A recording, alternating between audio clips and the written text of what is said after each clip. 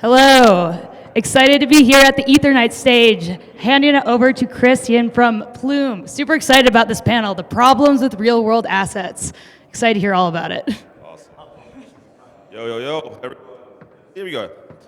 Sorry, I'm a little bit late and a little sloppy. I had to borrow the machine because I didn't bring my computer, so that's the reason for all this. But problem and why RWAs are going to zero. Cool. Well, look, we can go and get started. This is us from last year around this time, before Plume got started. Today we're the largest and leading ecosystem for RWAs. Last year, there was 3 of us in a shitty motel, sleeping on a bed covered in blood. And so things have changed, but it's been good. And so I think a lot of you guys probably woke. It's all good.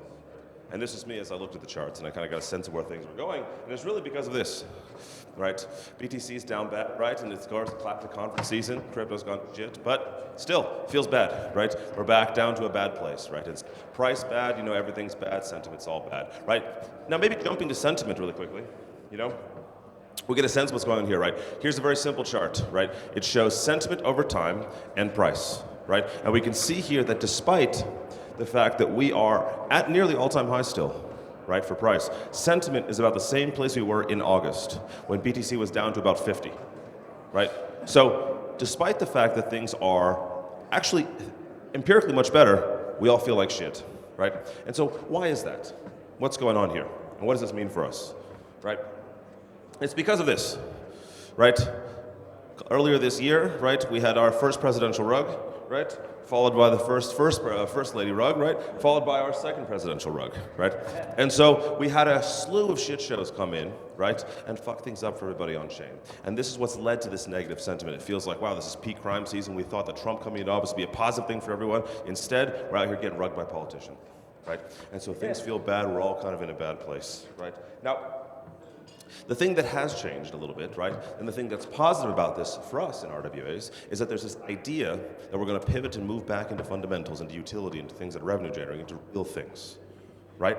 And that's the idea and that's the hope, right? And why is that, right? It seems like it's already begun, right? Now, obviously, this is a joke, right? But in practice, right, we can take a look at this. Again, another chart, right, that shows 1 month performance of RWA tokens of the last month, right? And you can see here across a bunch of stuff, whether it's DeFi or DeSci or AI or memes or whatever the hell, or just BTC and ETH, right? There's only one thing that's up while everything else is down. It's called RWAs, right? And the reason, right, is because we're all hyped about the future. We're all hyped about all kinds of stuff, right? We're hyped about real yields on real assets and not like that, right?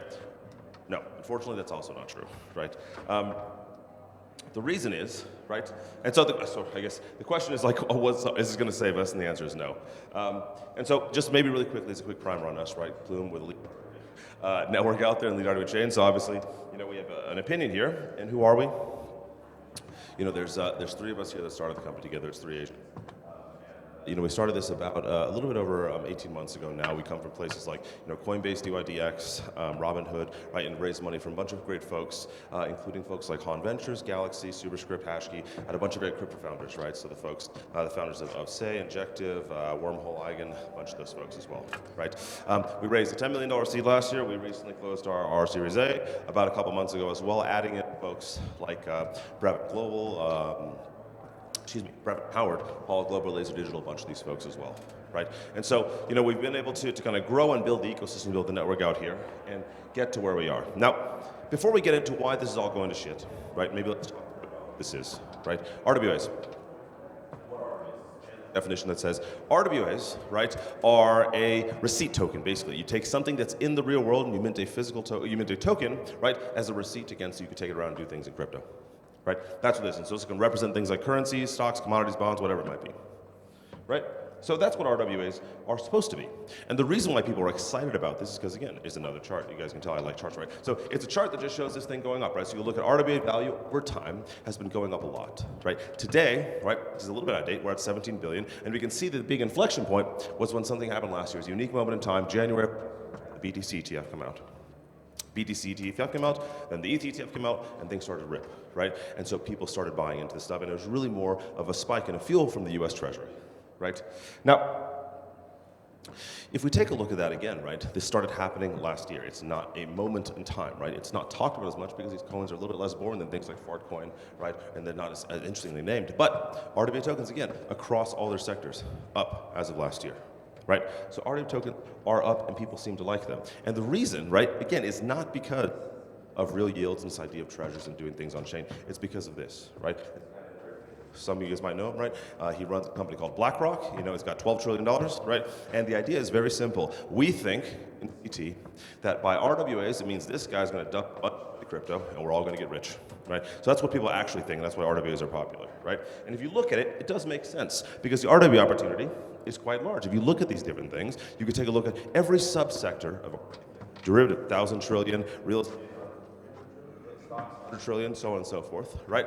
Compared to our little world of RWAs, or crypto, $2 trillion asset class, right? So again, the math is very simple. Let's take a bunch of shit in the real world that's worth a lot, dump it into crypto, all of the tokens are gonna go up, we're all gonna live happily ever after, right? Again, unfortunately not true, right? The truth is, right, what's happening, right, is this guy is coming in here to dump his bags on us, right? What's actually happening is he's coming here to bring his money market funds, bring his products, bring them into crypto so we buy them, right? What's not happening is him coming in to buy Fartcoin and buy our shitters, right? What actually is happening is we're not growing the space, right, from a dollars in perspective, right? He is bringing more things to extract versus adding to the pie. So that's the primary issue and distinction in what's going on with RWAs today. Now, if you zoom out, again, the other side of it is very simple. We take a look at the headlines. It does seem like it's happening, right? We look at these black credit card now, so you can walk around and spend your crypto, right? It sure seems like a bunch of shit is happening, right? And so you can look at this and say, wow, that's cool, great. And going off this, I recently asked a friend, what's exciting that's happening in crypto, right? What's got you hyped, right? What's happening around real world assets that you talk about, that you tell your friends about and all that? And this is what they told me. I don't know if you guys saw this a couple months ago, right?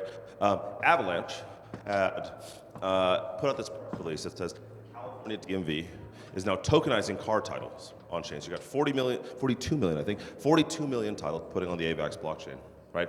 And, you know, in theory, it sounds because you got to say things like, you know, you've got 42 million new users now, or you have a real use case, or the DMV, it's some integration with some big government entities, so it's a lot of shit to come. Right. Wrong, right? Because if you just dial it back a little bit, 1 year ago, the exact same consulting firm with the DMV did the exact same thing on the blockchain, right? Made zero progress, spent 2 years doing research at the no progress, picking random chains, doing a bunch of random nonsense, right? And it's this idea that, like, because the DMV is somehow involved, right? In hindsight, it sounds stupid. At the time, it's like, oh, the DMV is going to do this, right? You know, like the DMV is clearly just grifting us, right? And so it's this idea that institutions are going to save us. It's just not true, right? And if we dial it back a little bit more, let's take it 2 years ago, right? There's a moment in time where Salesforce announced an NFT cloud, right? You could do this whole thing about enterprise blockchains and like sort of like, you know, NFTs as loyalty points and all this kind of nonsense, right? And we can see this again. If we look back, it's actually the exact moment everything started to go to shit, right? And so if you look at this, again, the institutions coming in today actually ruin things. They don't usually save things, right? It doesn't mean it's wrong or good or bad. And if we take a look at this, right, I'm running out of time here and I'm talking through this, I don't think I can speak the rest, but if we look at this, right, this is a phone, right? It's one of the best pieces of technology out there. And if we look at the reason why it's successful over other things, right? Now, some folks in the room might know what this is. Some folks might not. This is BlackBerry, right? It's an old phone, right? People in the early 2000s and the 90s used to use this. And basically, there was a moment in time where this was actually the primary computing device for most people, right? What we were trying to do at the time was the iPhone came out, right? And people thought it was a joke, right? Now today, it's a foregone conclusion that it's a winner. And the reason is, here's a quote from Steve Ballmer, right? The former CEO of Microsoft, saying, you know, there's no email, there's no keyboard, so it's not a very good email machine, right? And so it's a good representation of how technology works, right? You need to start and think about things from the bottoms up, from the end user's perspective, not from the business perspective. And the way we are thinking about RWAs today is primarily thinking about this from the business perspective. Let's start with the institutions, have them bring their funds on chain, versus thinking about this in a crypto native way. Let's start with the people, start with the use case, start with things that are actually happening, and build up from there, right? And so if we zoom forward, right, into all these things, you can get a very quick sense of how this works. Right? There are two modes for these things. The existing RWA world, right, which is BlackRock, OESG, very trad products. If I ask people who are using these products, I guarantee you most of you are not using these things today, versus the other way of interacting with RWAs, through Maker, through Pendle, and things like that, right? There's very clearly one is better product market fit than the other. right? So when you build for the people, you build for the crypto native audience, it works much better than when you build for the trad world, right? That's where we need to start. It's how we build this market, right? So that's why the existing world of RWAs that we talk about today is not going to work. We need to focus on things like Maker, things like DAI, things like Pendle that speak and fit to the existing world today, and then we go from there. I'm a little bit out of time here. Long story short, if you guys are interested in RWAs, come check out Plume, come find me after, and we're excited to talk more about this with you guys. But thanks for having me. Appreciate it.